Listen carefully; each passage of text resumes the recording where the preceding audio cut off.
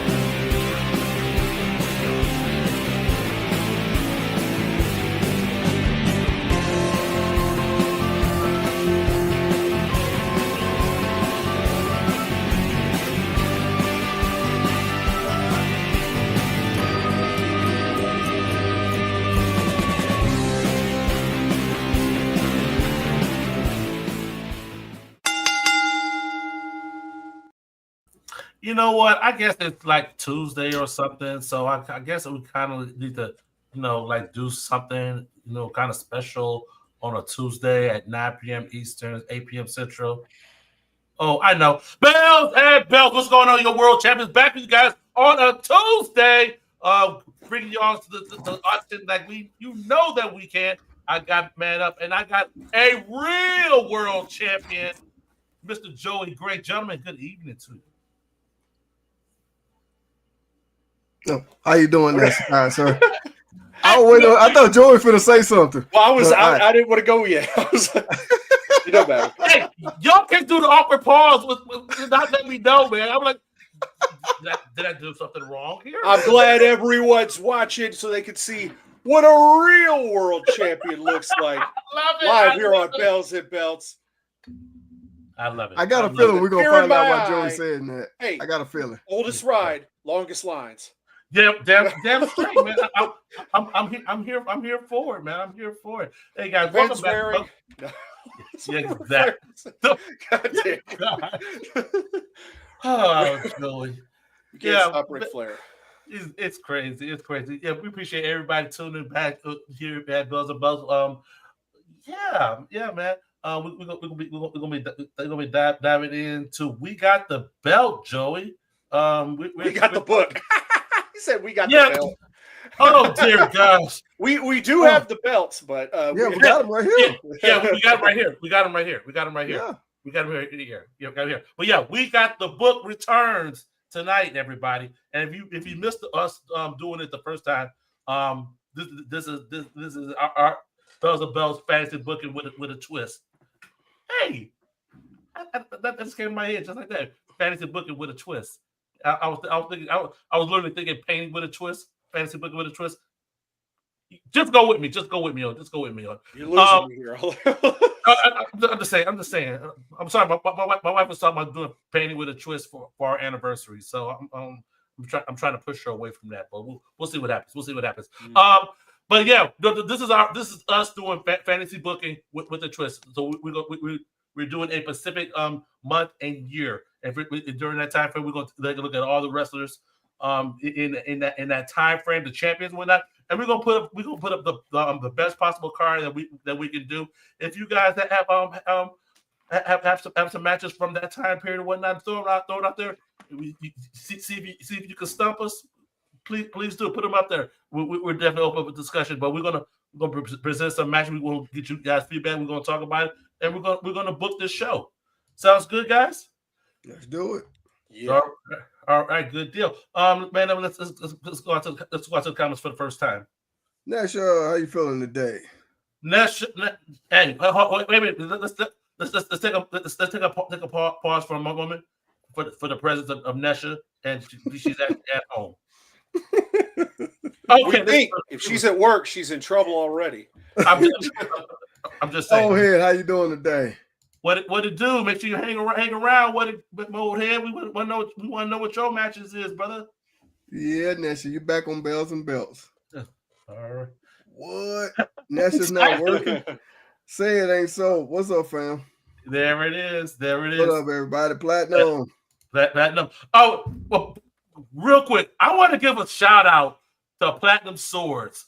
On Sunday, if you all missed it, we did the Royal Rumble watch along exclusively on Twitch. Myself, Man Up, Ben Walker, and my brother Byron. We had a good time doing that Royal Rumble watch along. Platinum Swords was with us for the whole 5.5 hours. So thank you, Platinum Swords, for hanging out with us for the entire 5.5 hours. And I thought I didn't have a life. Damn, Platinum. I'm just messing with you. Platinum Swords is the real MVP for real, man. Yep. Oh my God, that was crazy. Yeah, Nesha, I've been feeling better for a little bit. Appreciate you. So whatever Man Up had, I think I freaking caught it because I had my second bout was freaking strep throat last week, so I'm getting over it. I'm just getting over that as well. So damn you, Man Up, and damn your sickness. You freaking spread that shit to me. Well, yeah, I passed it through the phone to you. That's all. You passed over the internet, sir. You gave me a true internet virus. I hate you. You said you wanted to, you didn't know what to think, so Man, shut up, Man Up. All right, so Joe, episode 2 of We Got the Book, December 1995. That's right. Yeah, we had a poll in the Facebook group, and it looked like this is what people wanted to see. And so here we are, 1995, December of 1995, the end. So if you guys did your homework, you might have looked and see who was champions in different places. Well, we got representation on this show from all across the world. Yes. So this is going to be very interesting here in seeing what we came up with. But yeah, we tried very hard to get as many people on the show in a way that made sense. And, Absolutely. So we just like last time, we had so many freaking matches. We had to break it up into 2 nights. So yeah. So all right. So but we go ahead and get started with night 1 of We Got the Book from this December 1995. Joey. Yeah, so this was an awesome idea right here. I always like these type of matches too, multi-man matches, and you pick 8 of the most prominent junior heavyweights of this time frame right here, and put them in one ring together, 4-on-4 on opposite sides, and we try to get as many great stars. And here you got the team of Rey Mysterio Jr., you got Lionheart Chris Jericho, Jushin Thunder Liger, and Eddie Guerrero all on one team. If that wasn't stacked enough, on the other side, you have Lance Storm. You have the IWGP Junior Heavyweight Champion Koji Kanemoto. You have Dean Malenko and Psychosis. So this is a very stacked match featuring, again, 8 prominent junior heavyweights from around the world. You got representation in here from New Japan, from War, from ECW. Yeah, it's exactly. All right, so just kind of to set the stage here. And generic jobber, if you're watching, but I want you to definitely chime in on this as well. The 1995. This was the year like Paul brought all the luchadors and whatnot to ECW, right? Is it around this time frame, or was it? Yeah. So, okay. Well, almost coming to WCW. This is around the time frame Conan debuted over at WCW, and it wouldn't be long after he'd bring a lot of stars from AAA. Okay. So, we know like in 1996, that's where we definitely started seeing like more of the cruiserweights, but at this point in December of 1995, we're the New Japan, if I'm not mistaken, I want to say it was 1990. It was 92. They started their junior heavyweight title. If I'm not mistaken. Yeah. Oh yeah, the junior job. I believe so. The Super J was about to happen. So okay, so that's just for historical context. On that end. Okay. All right, Joey. So now we got to decide who everybody thinks would win this match if this match were to happen, and how they'd win it. This is not elimination style. This is just 4-on-4 high flying action, fast paced action. No elimination style. It's one fall. One fall to a finish. I see definitely seeing everyone showcasing their abilities, whatnot. I can see the heel team winning. Well, Malenko Psychosis kind of Moto team winning. Yeah, I can see them coming out on top. I can see it during the case of a match, a lot of back and forth, a lot of upsmanship. Just as the faces get an upper hand, it's something sneaky, something underhanded to pull off the win. Yeah. So, yeah.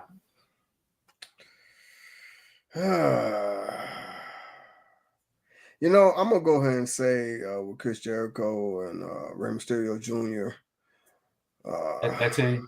Yeah, because I just can't go against them. That team there, man. Now, no knock on Lance Storm and Dean Malenko and Psychosis and all that, but I gotta go with Chris Jericho, especially a young Chris Jericho for me. Yeah. Okay. I'm definitely on the other side. I definitely think, I think it'll come down to a lot of guys out on the floor, out of the ring. I think Dean Malenko will end up sealing that victory with a submission. Yeah. Okay. I was thinking that as well. I look at this match and think about the different matchups in this freaking match and whatnot. Like a freaking Eddie Guerrero and Dean Malenko. You know, you got Chris Jericho and Lance Storm in their history. Exactly. They started together. They were the thrill stickers in Smoky Mountain Wrestling. So you have the reigning IWGP Junior Heavyweight Champion and established former IWGP Junior Heavyweight Champion, and you got Rey Mysterio Jr. and Psychosis right there. You really have 4 different feuds and things going on in this at the same time, but in this 8-man tag style. Very nice. So, all right, guys. All right, so moving on to match number 2. Well, did anybody in the audience have an opinion on who was going to win? Yeah. That's just a double count out. Yeah. She also says all the flyers will be laid out on the floor and we will get a double count out. Highly possible. Yeah, I can see that. Okay. I can see that. Team Malenko for me. Okay. Platinum Swords is there as well. Also, as we go along, guys, if a matchup comes to mind for you, December 1995, put that into context. Is the time frame, whatnot. Definitely put it in the chat. Let's discuss it. As far as it goes, the consensus seems to be that the heel team would win this 8-man tag overall. The majority are going with that. I think I'm the only one that didn't. Well, Nesha called the double count out, so she's an outlier too. Exactly. But it's all good to hear all these ideas, though, because this is what it's about. Exactly. Okay. All right. So right here we got ECW versus FMW. The reigning ECW World Champion, the Sandman, and going against the Gladiator, or who would later be known as Mike Awesome. At this time, he is the FMW World Brass Knucks Champion. Joey. Yeah, and this would be no rules as expected, just as hardcore as it wants to be. Sandman also a co-holder of the ECW World Tag Team title at this time as well. But this to me just spells nuts, like an all-out brawl all over the arena, using whatever the hell they want to. You got Gladiator's pure nasty strength, his ability to just do whatever the hell he wants with you. And then you got the Sandman, pure chaos. Singapore cane in hand, Budweiser in the other, cigarette in the mouth. Like, to me, this is just complete insanity. Okay. Yeah, I know what you're finna say, Cedric. I know. No. Generic Jobber, I saw your comment, but I didn't put it in the flyer because I didn't see a picture. Is woman at ringside, Joey? Joey is the head booker for this show. Yeah, I mean, if you want woman there, let's put woman there. I didn't even think about that, but yeah. Yeah. So it's like those little things matter. In the context of a match, so that little bit of detail. So woman is at ringside as well for this matchup. With that said, I was going to choose the Gladiator, but adding that little nugget of information with woman at ringside, I'm going with Sandman. Yeah, I'm gonna say Go ahead. Oh, my bad. I'm going to say Sandman as well, too, because of his sheer ridiculousness, craziness, wildness. And I don't know too much about the Gladiator. I've seen him a little bit here or there, but I got to go with Sandman on this one. The only reason, woman alone would definitely have a freaking impact. With Gladiator and whatnot, just... Yeah, he's out there as well. Definitely don't get it twisted, whatnot. Yeah, but it's like, So especially like a lot of folks are familiar with the battles that he's had with Masato Tanaka over the years, or the later ECW run that he had as Mike Awesome and whatnot. But him at FMW. He definitely stood out as well. So, but that little piece of adding woman is crucial. So, I don't think that's it either. I'm going to tell you like this. I think early on in this match that Gladiator absolutely dominates the Sandman and is whipping his ass. And I think woman gets involved and kind of evens the score, but I still don't think she's enough. I think it's going to be a run-in by Too Cold Scorpio. The assist to the Sandman, which allows Sandman to get the win. His tag team partner. Okay, all right, his tag team partner with But yes, I still think the Sandman will come out the winner, but there will be even more interference. Okay, so it needed 3 to get the job done. Absolutely. Okay. All right, good deal. All right, Generic Jobber is there as well. Yeah, so that was a good point. Generic Job. I wasn't coming up with the graphics. I was thinking about woman as well. Getting her on the graphic, because that's definitely a big detail that needs to be addressed. Platinum Source said can't go against the Sandman. Nessa's choosing the Sandman with help from woman as a distraction. So I think that's pretty doggone unanimous there, Joey. Yep, Sandman's the winner. All right. Mm-hmm. Good deal. Let's keep this party going.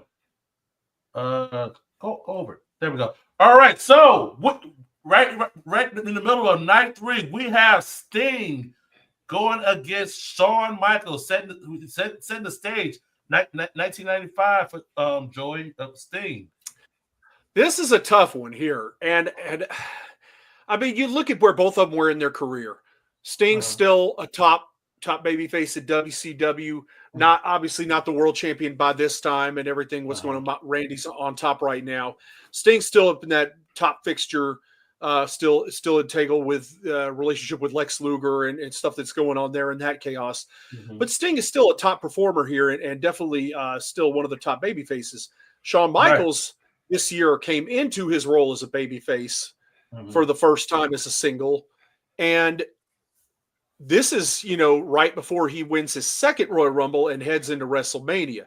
However, keep in mind, he had also vacated the Intercontinental Championship. This is after his concussion angle where he fell out right. in the match with Owen Hart. Right. So I think you got to take that into consideration too. Absolutely. Yeah.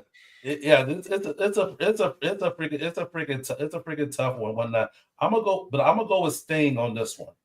I'm gonna go with Sting. But it's freaking tough. Yeah, it is tough. But putting this into context in December of 1995, I forgot about that because he made his triumphant return at next month's Royal Rumble, and whatnot. Yeah.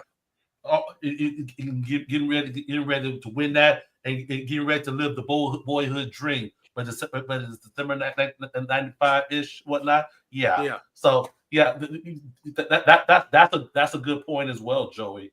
Yeah, you got to think about all the angles on that because he had that trouble with concussions and they turned it into kind of an angle on there and stuff. Mm-hmm. So yes, Sting.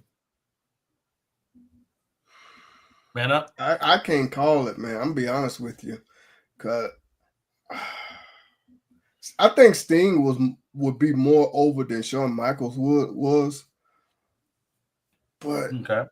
I don't know. Sting was Shawn was pretty red hot as a babyface in WWF at this time. So he was hard to. Damn. You know what? I'm gonna go ahead and say Shawn Michaels. Okay. But I'm gonna say, didn't he just lose to help his bodyguard Nash at this time? No. This is well removed from that. Yeah. Okay. They wrestled each other at WrestleMania early that year. Yeah. So I'm gonna go ahead and say Shawn, but I'm gonna call some interference in this because Shawn might be a babyface at this time, but like y'all said, he was just coming to the role of being a babyface, so he's still trying to get rid of that. Most of the year he'd been a babyface, but still. It was basically after Mania, where Sid powerbombed him and whatnot. I'm gonna still say Shawn, but with some outside interference. From who? But that's what I'm trying to call. Because I can't see. Don't throw interference just to throw interference. So it's give me a second though. Give me a second.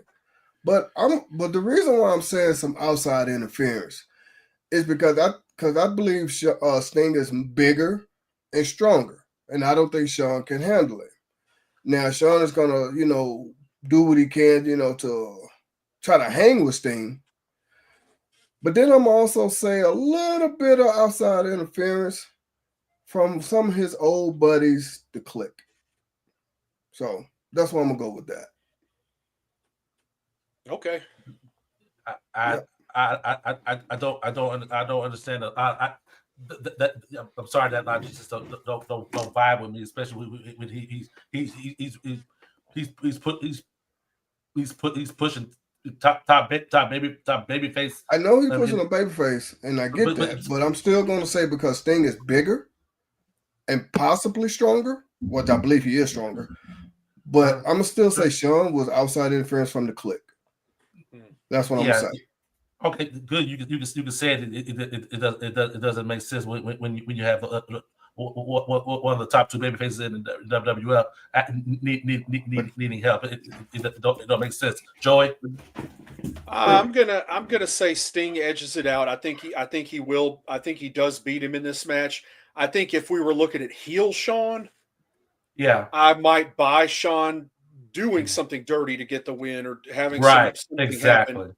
But with babyface Shawn Michaels, and especially considering the stuff he had been through at this time and was going through and everything like that, I don't see him beating Sting at this time. I think it'll be a great match. I think there'll be a lot of back and forth, but I do think in the long run, Sting catches him with the Scorpion Deathlock and gets the submission.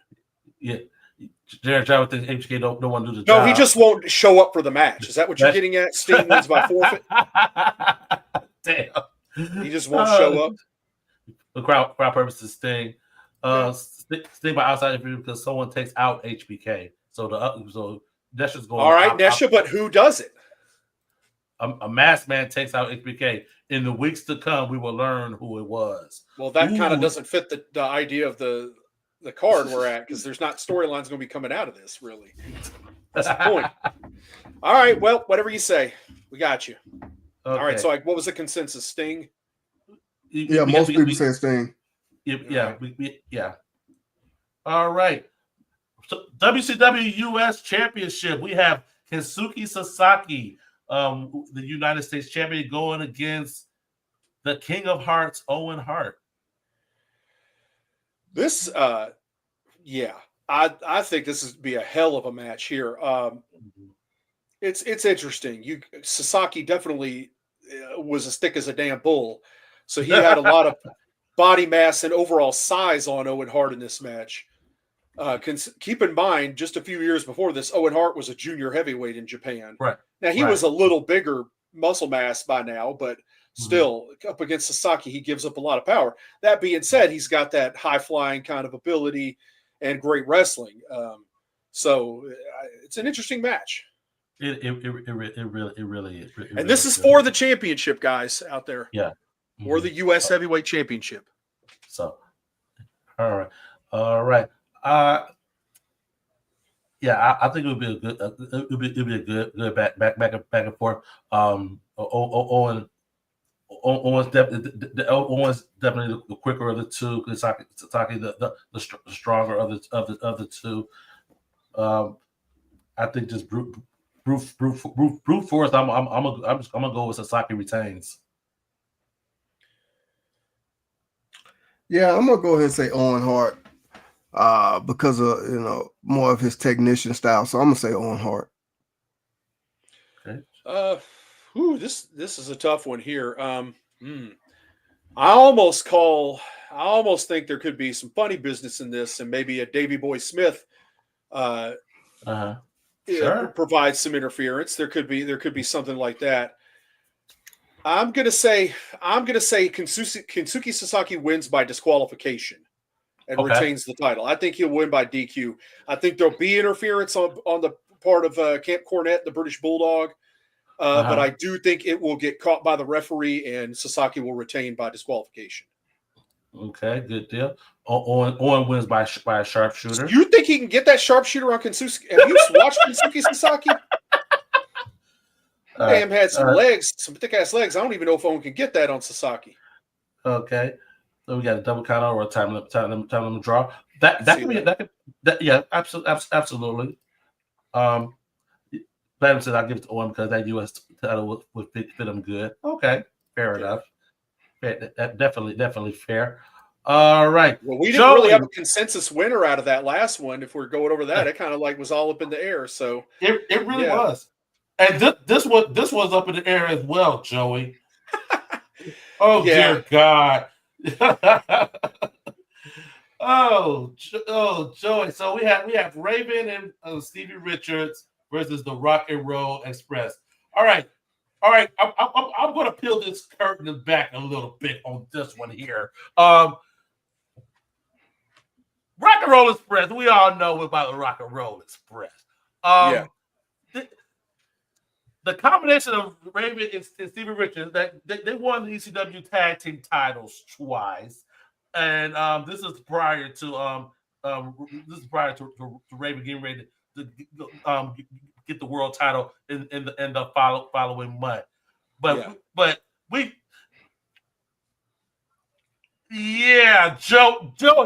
Joey said we have to get Raven and Stevie Richards on this show. Joey.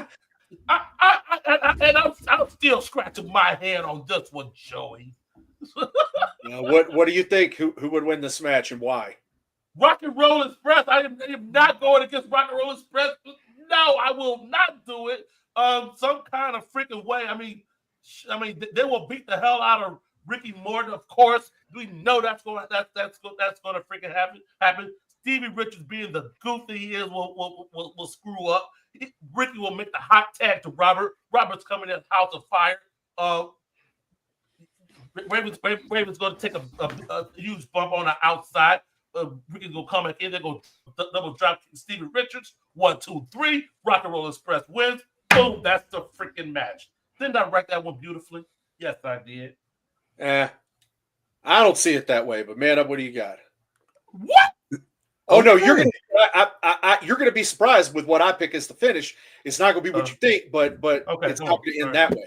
Yeah, because I know Stevie Richards and Raven wasn't a well-oiled machine as a tag team like the Rock and Roll Express. That's where I'm going. Rock and Roll Express. Okay. Because they are more experienced as a tag team. Okay. I think Rock and Roll Express wins, but I don't think it's because they out-wrestle Raven and Stevie Richards. I think it's because Raven gets sick of Stevie Richards and ends up. I think what it's going to be is I think Raven is going to have the match under control. I think he's going to be doing really well. I think he's going to put Richards in there. Richard starts, taking a beating from the Rock and Roll Express. I think Raven gets the tag back in, lays out a member of the Rock and Roll Express, but then turns around and DDTs Stevie Richards and walks out and leaves him. Just leaves him out there, and the Rock and Roll Express squeak by with the victory. Oh God! Mainly because Raven just gave up and left Stevie to them. I love that, Joy. That is definitely within the character Raven would have done. Yeah, that's Raven. That's Raven. That's Raven. Rock and roll. Blue blood, Bobby Eaton goes up. It causes Raven and Richards to win. Okay. There's a different finish right there. So it is. Stevie Richards, Raven gets a fight. Yeah. See what I'm saying? Sure. So the consensus is still that Rock and Roll Express wins. So there you go. Absolutely. Yeah, there you go. Yeah, there you go. Good deal. All right. A bull rope match. So we have the bull of the woods, the American Dream, Dusty Rhodes against Mr. Bob Backlund. So putting this into context, Bob Backlund has just he's been on his heel kick coming back to the WWF in 1995. Had a feud with Bret Hart, winning the championship again at Survivor Series, losing a couple nights over, losing. This is 94. In 94, he lost the WWF title to So fast forward, we're dealing with by this time, both of these guys were not active in-ring competitors anymore. Right. But Backlund had pretty much hung it up by this time. Dusty had made a couple of in-ring appearances in 1995, but barely. So this is definitely a more of a Legends match here, and these guys are both definitely semi-retired by this time. But adding the bull rope into it, where they can use it as a weapon, definitely brings an interesting aspect to it. Exactly. But this is Dusty's match, man. It is, but who's in a lot better? But you got to think about who's in a lot better ring shape at this time too. Who needs ring shape when you got a freaking you connect to a bull with a cowbell? You don't need to be. It's just like this is the American I think you dream. actually have to think back to the Mr. Bob Backlund character and what kind of things he might have done in this match too before you write him off.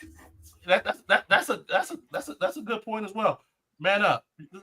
No way on God's green earth I'm gonna go against Dusty Rhodes in a bull rope match. No way.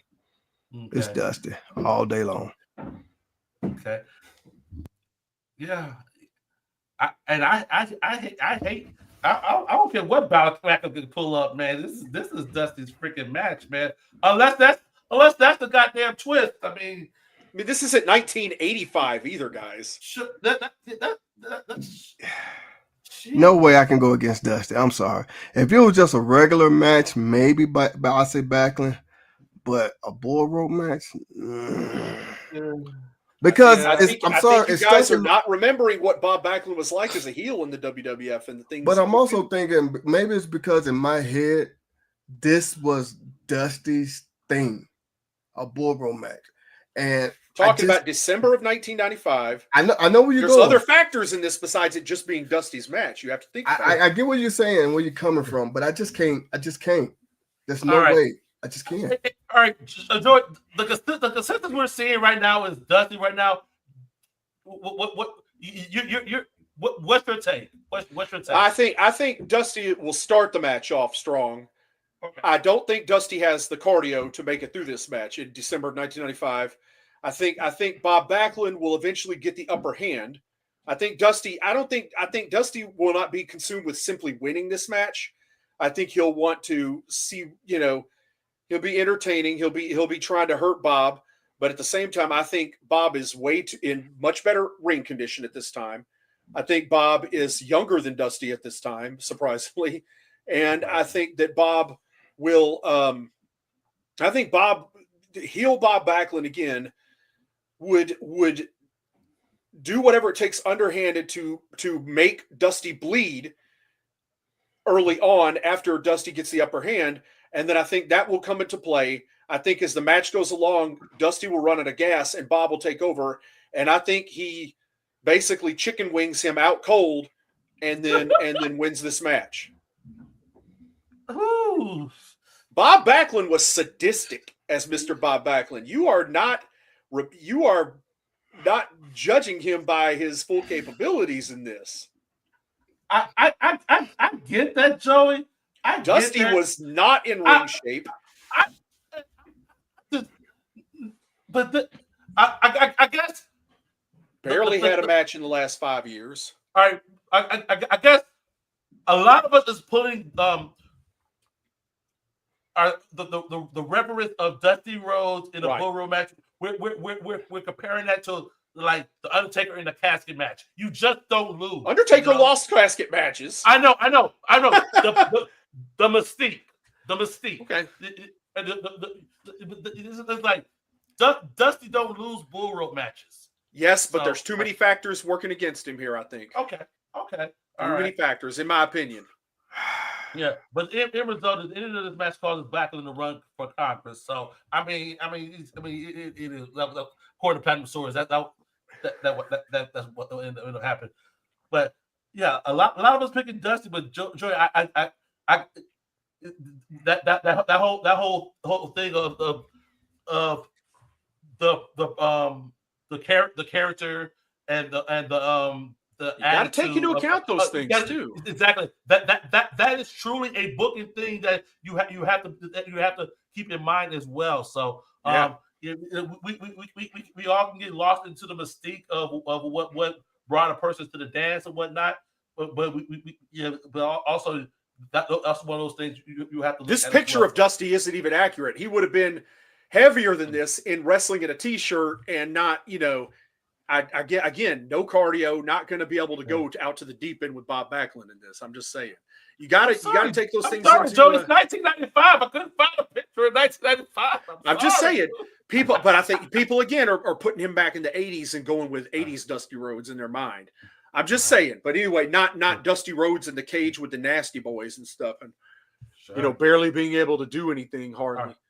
All right, Joey. So this is the semi-main event for night one. The main event for night one. We have WCW champion Macho Man Randy Savage going against Triple Crown champion Mr. Haru Misawa from All Japan. Oof. So, Generic Jobber, this was for you, sir.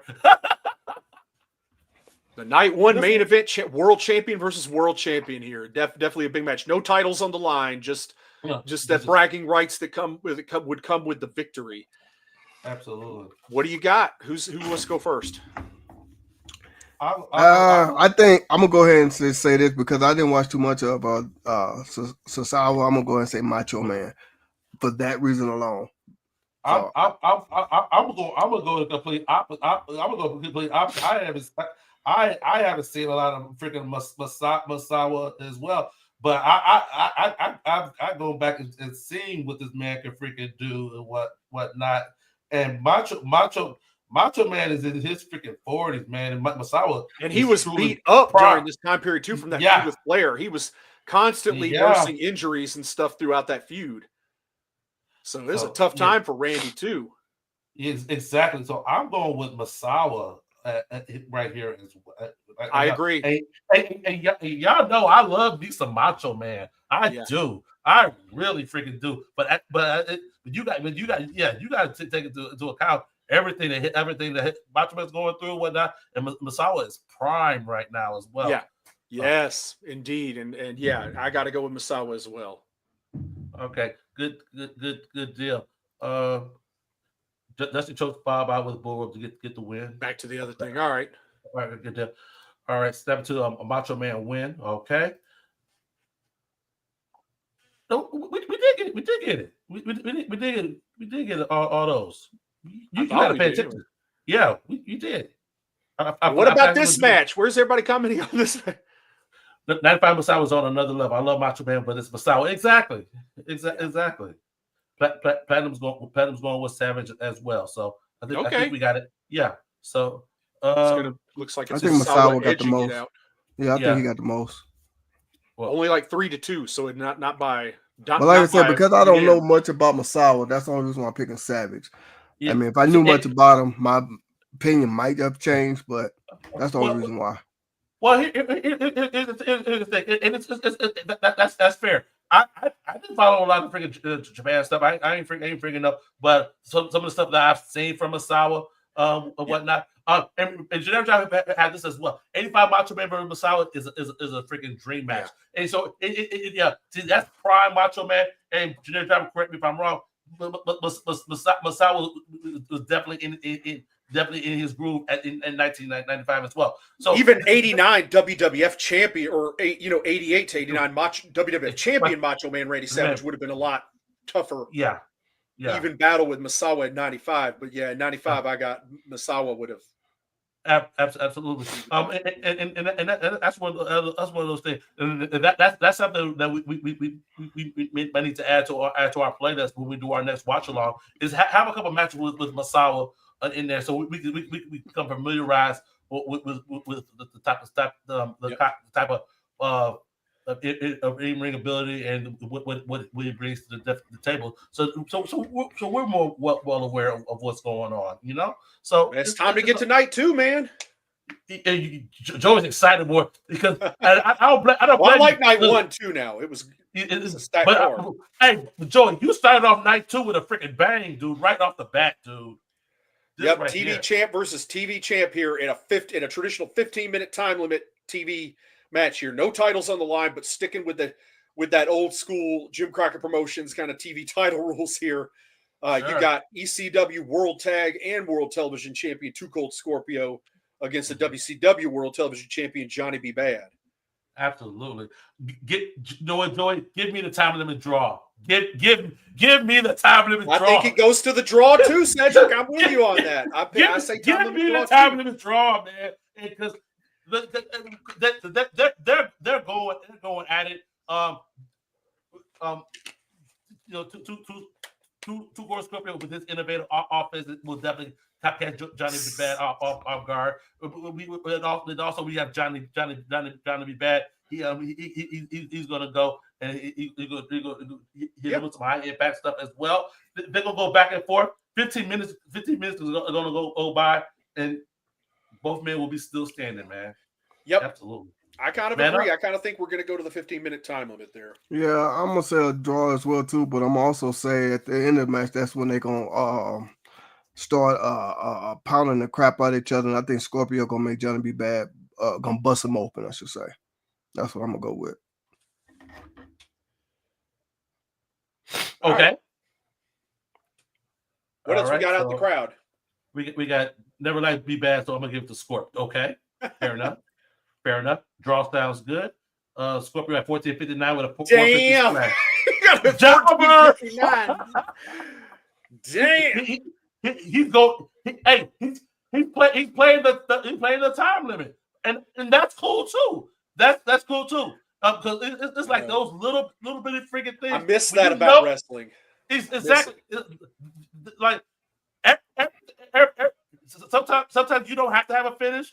But when you take away stuff like a time limit, you're taking away a creative aspect that you could use. Yeah. It's a whole gimmick in the match, and that's what made the TV title different than other things. So yeah, it looks like the consensus goes with the draw, though. Tuco was on the edge of a pinfall when time's up. Exactly. Like little that's three different finishes right there. Yeah, that can be used. Someone don't necessarily have to go over. Yeah, for a match to end. So definitely why I thought it was important to put that time limit in there, especially since we're talking about a TV title or TV champions match. It's like, come on, we got to throw that stipulation in there. Adds another element to it. Absolutely. Dang. Lost start, Joseph. Lost start for sure. All right, so Joey, we have a Catch Wrestling Association World Title match. We have Tony Helm, aka Ludwig Borger, going against the enforcer Arn Anderson. Set this stage, Joey. Yes, and this is the championship from Germany here. Ludwig Borger, after his run in the WWF, heading over there, becoming the world champion for a brief period of time. And I mean, who better to challenge for anything than AA Arn Anderson here? So that definitely is an interesting match that we definitely never got to see. Absolutely. It's just, man, even thinking about this match, it's very interesting. Man, absolutely. I'll just put it in the context. This is the Catch Wrestling Association promotion by Otto Vance. Former AWA World Heavyweight Champion. This is his promotion out in Europe, Austria, if I'm not mistaken. Austria, Germany, in around them parts. So let's put that into context.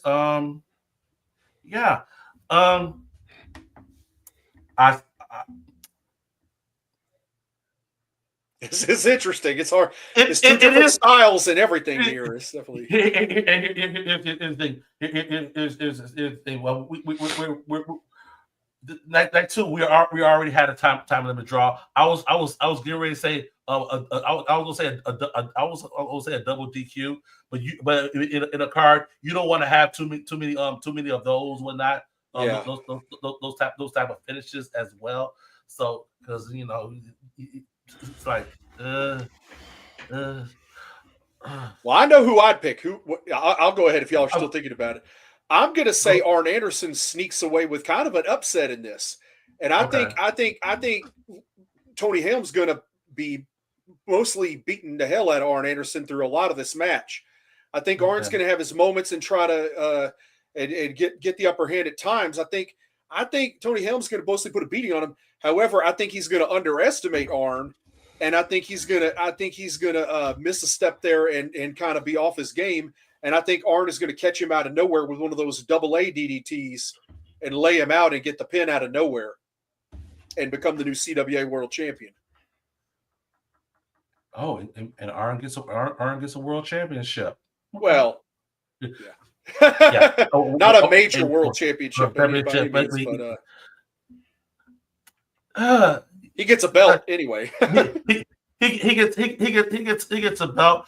But I'm trying to remember the storyline that Arn is in at this. Arn was still mixed in with Ric Flair a lot, and that could be a factor too. Yeah, and that I'm trying to incorporate this because I want Borger to go. I want Borger to go over or not. I don't want to DQ. I don't want to count out, but I don't want to put him clean. You understand what I'm saying? So it's like I'm trying. But at the same time, I think if you're looking at it from a booking perspective, you need that kind of wow moment and a title change when the title's on the line. And it's like I think Arn will catch him sleeping. I think he'll underestimate. He'll be doing so well in the match. He'll kind of showboat, get cocky, and underestimate Arn. And I think Arn pulls it out. I think Arn catches him. That's fair, but with the rest of the card as well, there's definitely more. There's definitely another opportunity for a wow factor as well. I'll go along. I'll go along with your finish on this one, Joey, as well. Arn sneaking out a win. from a booking standpoint, that it's like I can't find a way to get him to win. The Horsemen were together at this time with Pillman and Benoit. Sure. So you have a lot of factors in there, a lot of people that could interfere on Arn's behalf for him to sneak out too, if need be. Right. And that could be it. You could have had Pillman run out there, provide a distraction, get Ludwig Borga's attention, and then that's when Arn catches him sleeping, DDTs I like that. him. Yeah. I'll go with that. I'll go with that. Man up. I'm gonna go a different route. I'm gonna say it's just gonna be a squash match, and Arn Anderson's just gonna walk away with the title basically unscathed. That's what I'm gonna say. Squash Ludwig Borga. Okay. You're gonna have him squash him. Ludwig Borga was only like 6 foot freaking, like way bigger and more powerful. But all right, an MMA fighter. That's where I'm gonna go. Okay. What do we got out there in the crowd? Oh, we got Double A gets the win. We have Armed Anderson. Tyrard. Brock Lesnar, Borga loses spine buster that make him a world champion in the process. He does look like Brock. Or does Brock look like him? Yeah, exactly. He was there first, just say. All right, looks like okay, that's fair too. Unanimous. Okay, good Arn deal. gets the win. All right, good deal. All right, Joey, we have Sabu. Yeah, who earlier in the year was the IWGP Junior Heavyweight Champion, is now challenging for the All Japan World Junior Heavyweight Championship here against Yoshinari Ogawa. So this is very interesting matchup here facing we got a World Junior Heavyweight title match here that kind of add to some championship action here. Hey, Joey, I'm going to call an audible right here, okay? I'm going to call an audible. I want Generic Jobber to book this match and him alone. Because I truly want to get his perspective. Jobber, and I hope you're listening. I truly want to get his perspective on this, being that especially with Sabu winning the IWGP Junior Heavyweight title earlier in the year, like you said. And coming off that, and he's going against going against Ogawa here, the current All Japan World Junior Heavyweight Champion. I definitely want to get his take on it as well. But is there any additional feedback you want to give prior to us getting Generic Jobber's finish on this match? No, keep in mind this is before the relationship with Bill Alfonso, Van Dam, that kind of stuff. Don't bring that into it. That's not a thing at this time. Sabu just Sabu with a triple jump moonsault. Sabu has the experience more than Ogawa. I agree. Good call. I picked Sabu to win too. Good deal. Yeah, I was there. I was there as well. Were you there as well, Joe? Amanda? Yeah, because I know Sabu looked way more than Ogawa. So yeah. Okay. Good deal. All right, Generic Jobber. That one's for you, brother. That one's for you. So we got Sabu. Got a new All Japan World Junior Heavyweight Champion on the show too. So 2 title changes on night 2 now. Exactly. Unless another Sabu. So it's going that way. It's going that way as well. It's going that way as well. All right, so we have Conan going against the British Bulldog, Davey Boy Smith. Predator has Sabu as well. I think Sabu was going to be the consistent on that one as well. And Jerry Jabber, hey, we got you, bro. We got you. All right, we have Conan against the British Bulldog, Davey Boy Smith.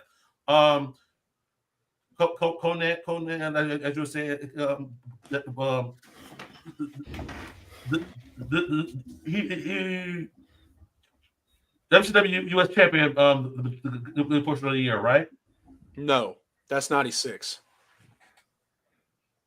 He wins it from the he was from the gang. He was from the gang. And the gang right? is who won it from Kensuke Sasaki. Yeah. Okay. So that's into 96. This is when he was recently signed and moving over to WCW from ECW and AAA. Where I guess he was AAA when Worlds Collide was That's the pay-per-view they had 95, if I'm mistaken, right? Yeah.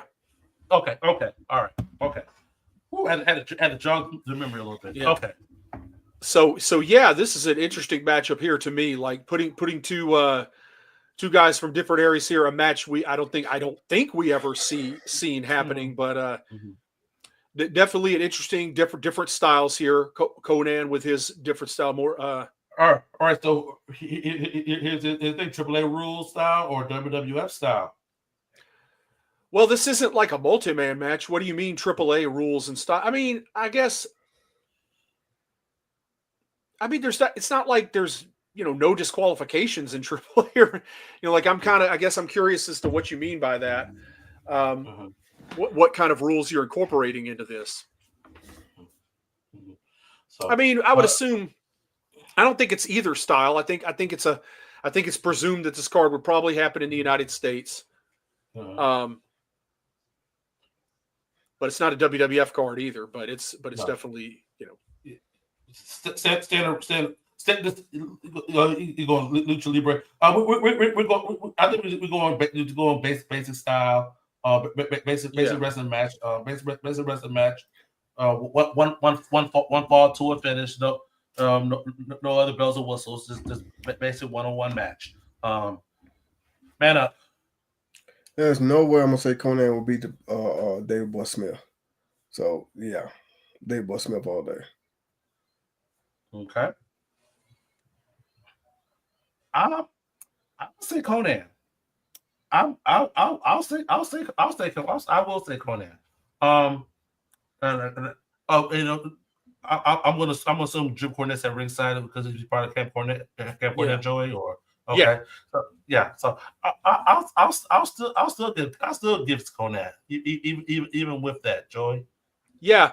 I actually think in this case you might see some outside interference. You might see an Owen Hart attempt to run in. I think you may see a surprise blocking of the interference from Rey Mysterio Jr. You might see some other lucha influence and some other baby faces kind of come to his aid. And I think the attempted interference will backfire and Conan will defeat Davey Boy Smith. Okay. They might have trouble adapting that. Platinum said double count out. They fight all the way to the back. That just says Davey Boy wins. Yeah, well, with outside interference from Owen and Cornette. So we have a mixed match. I think the Bulldog got more votes though. Is that exactly? So, yeah. All right. We're up against it a little bit. We're making pretty good time. All right, guys. We have a WWF Intercontinental Championship match. We have the champion Razor Ramon going against the Nature Boy Ric Flair. Well, I'll go ahead and tell you what I think. I don't think this match ever happens. That's exactly what I was thinking. Exactly. I think Macho Man Randy Savage runs out here. He's in the building for night 2, despite not being in the match, and he makes a beeline for Ric Flair. I think maybe the match either begins or something, but Ric Flair ends up counted out due to Macho Man running him the hell out of there, and Razor Ramon retains the Intercontinental Championship by count out. I was going to say the same thing. This match wasn't going to happen, but in a different way. I was going to say Ric Flair comes out there. He don't even get to the ring. He comes out there, stands by the entrance, and got the microphone and says, "This IC title is beneath me. What are y'all doing? Put me in this kind of match. Put me in a world title match. Whatever. All that crap." So, yeah, I was thinking it's basically the same thing. This match don't happen. Ric Flair don't want that IC title. But it was your idea for the match. Yeah, but Ric Flair don't want that title. Okay. Well, I judging by the feud Randy and Rick were having at the time, that's where I'm coming from. With Randy would come out there and stop it from ever becoming really a thing. So they might start off wrestling and having something like that. I just don't think Macho Man, if he's still in town that night, is going to let Rick just come out there without.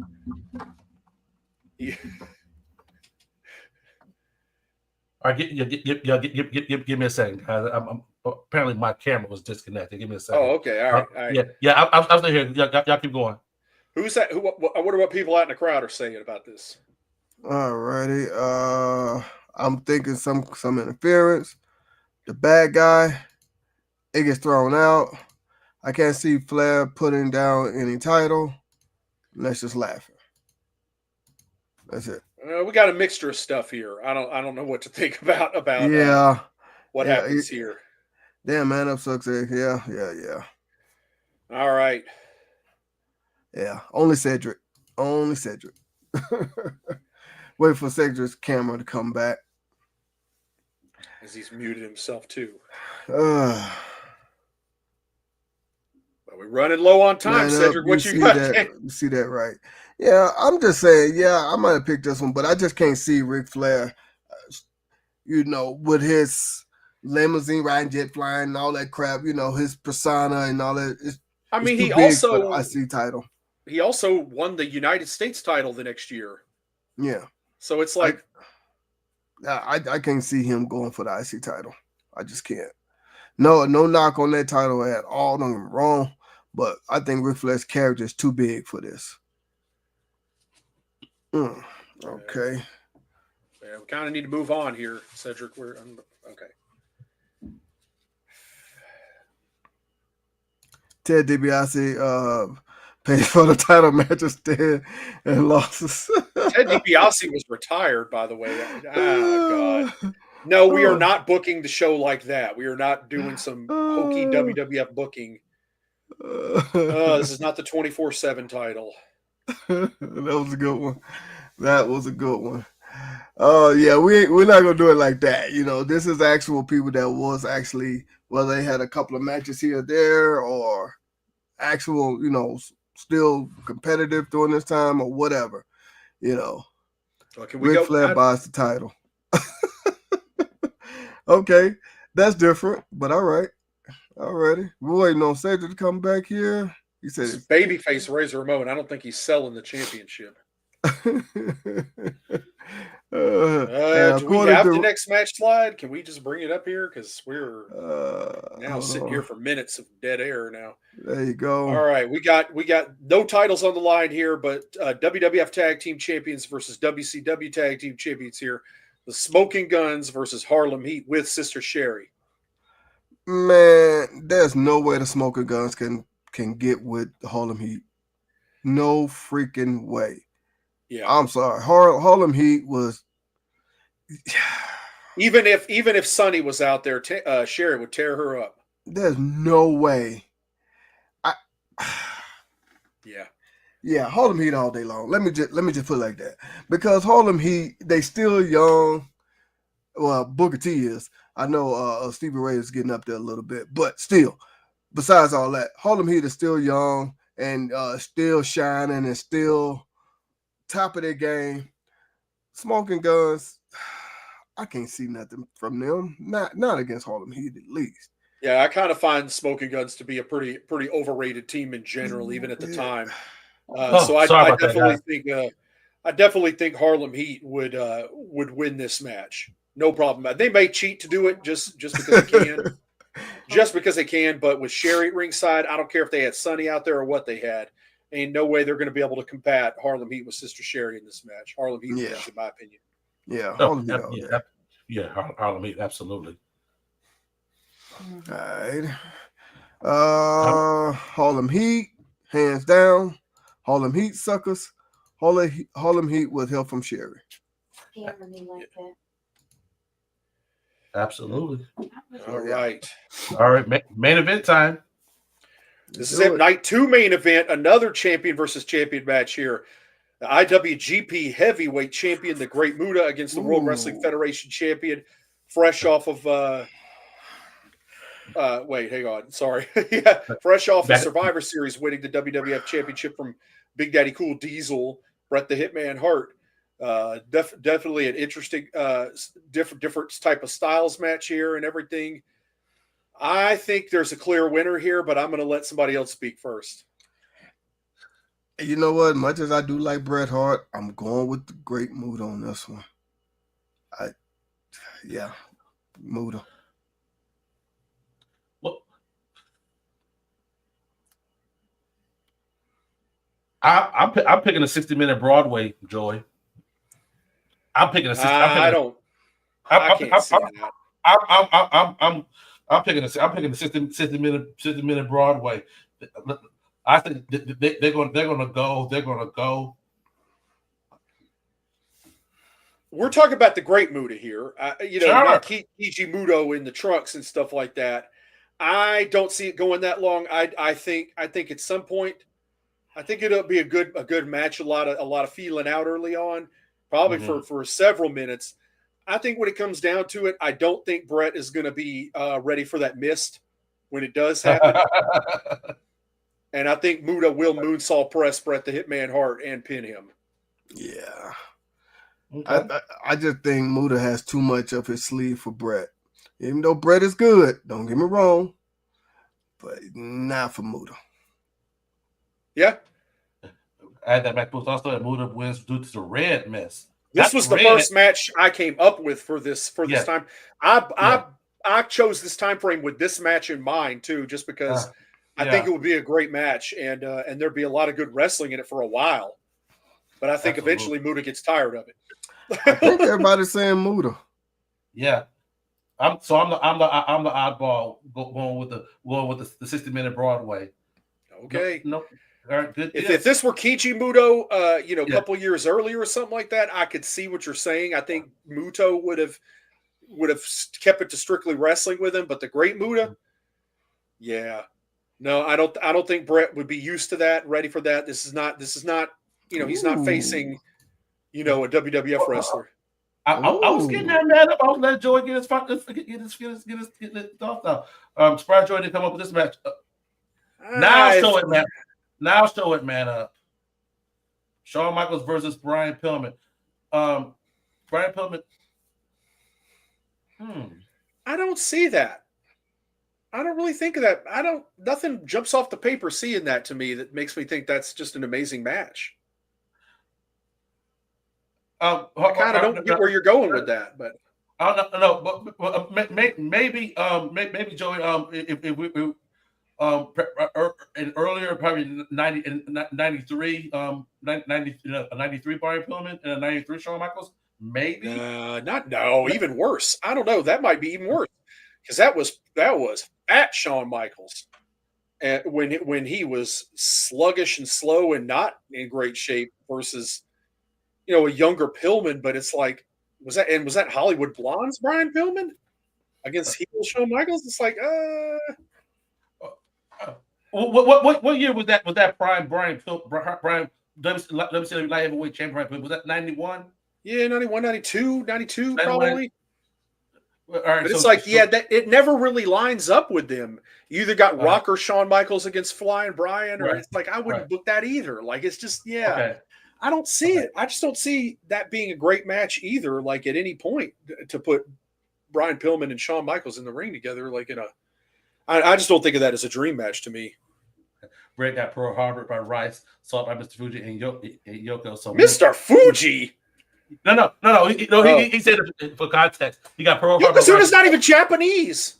Yeah. So Muda's missed going to get him. So he's basically saying he's susceptible to Oh, I see what he's saying. Okay, I thought he meant Yoko and Fuji were gonna like run interference. I'm like, what? No. He's saying he's susceptible to that level of attack. I think I think he would definitely get caught out of nowhere with Muda's miss. I don't think he will have had that scouted well. Awesome. All right, so that's episode 2 of We Got the Book. We appreciate everybody tuning in. Kudos to our booker Joey for a great card. I think we really nailed December 1995, Joey. Yeah. Now, what I'm excited for is I got an idea. Now, how many people out here watching right now, when the next time we do a We Got the Book, would like to help and book a match on the show? Ooh, nice. That's my next idea for the evolution of We Got the Book is maybe for show 3, we get some match input from especially you guys, not just anybody. It ain't going to be out wide on the group for anybody, but for you guys that watch the show regularly would want to submit a match. Yes, absolutely. Platinum Swords, Nesha, Generic Jobber, y'all definitely And Exactly. you know, if Yeah. you guys want to submit a match the next time we come up with a time period and stuff like that, we could definitely go that route and have some fun with this. I definitely think that's the next evolution if we got the book. And that's just us saying thank you for truly investing into what we're bringing you guys each and every week here at Bells and Wells. And next week, Joey, oh my gosh, I think we are ready for yet another special guest.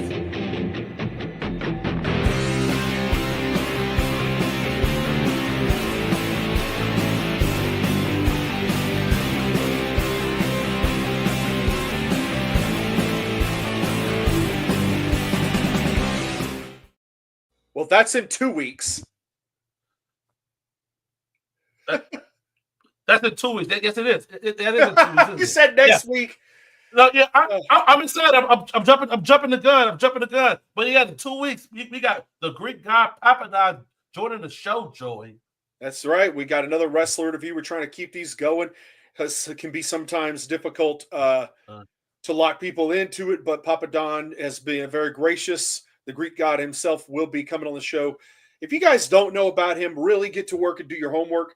You're talking about one of the best journeyman professional wrestlers still active today, a man who's been so many places, wrestled a literal who's who list of great people.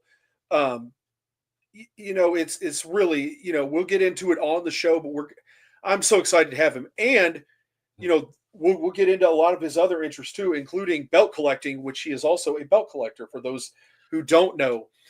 So we'll hopefully get into some of that too. Maybe even take a look at some of the belts. You know, maybe we'll try to mix it up, but we'll definitely be focusing a lot on his over 25-year career as a professional wrestler, which, man, that's a long time. So I'm happy that the Greek god will be blessing us with his presence on that show. Absolutely. Next week we go continue our 2000 series. We're going to go doing our 2006 favorite wrestlers next week. So go ahead and start working on your list for next week, y'all. Before we get up out of here, make sure you all hit that like button on for this episode. If you're not subscribed, go ahead and subscribe to us on whichever platform that you are watching us on. We definitely appreciate that. You guys keep supporting. We'll keep coming back and do some more. Stay tuned. We'll see if we'll put our word. If we do a watch along this week, we'll let you guys know. Until then, for the real world champion Joey Gray, for Man Up and myself. I screwed that up. Let me try it again. For the real world champion Joey Gray, for my fellow world champion Man Up, I'm your boy Sandy D, and we will see you guys here next week, right here on Bells and Belts.